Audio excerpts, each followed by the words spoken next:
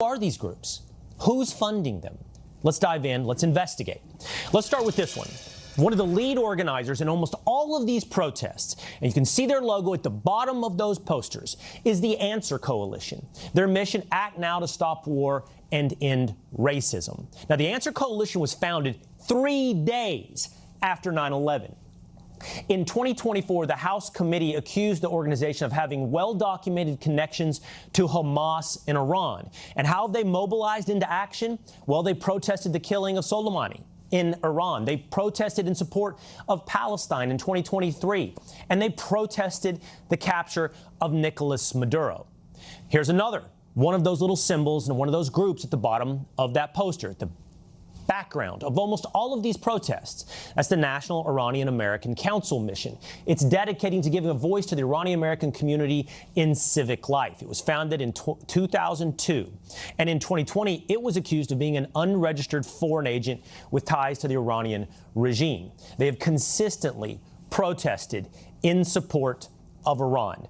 Now, with that, those two groups comes one of the biggest groups, always there when it comes to these protests, the People's Forum, to build unity across lines of division at home and abroad. Founded in 2017, focused on, and this is key because I want you to think about this as in the background of all these protests, anti-imperialism and anti-capitalism. They have organized in support of Palestinians. They have organized to protest Columbia students who were expelled from that university and put into the immigration process. And, of course, they protested as well against the capture of Nicolas Maduro. One more. Let's take a look at Code Pink. Of course, you know Code Pink. They show up, feminist grassroots, craziness in the hallways of Congress. They were co-founded by Jody Evans and Neville Roy Singham. Remember that name for just a moment. Hold it, Neville Roy Singham. We're going to talk about him more in just a few minutes. Now, they have helped coordinate the National Day of Action after the killing of Soleimani, and they also supported and marched in support of Palestine. Now, here it is. Who is Neville Roy Singham?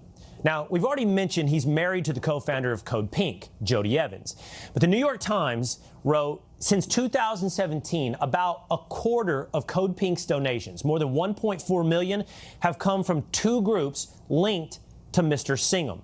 And House Ways and Means Chairman Jason Smith has said, on December 21st of 2021, the People's Forum posted on X admitted to receiving funding from Neville Roy Singham, a former United States technology mogul who now resides in Shanghai and is closely aligned with the Chinese Communist Party. So hold it right there for one moment. So Neville Roy Singham, connected to the Chinese Communist Party, has funded multiple groups we just showed you up on these walls. He funded the People's Forum.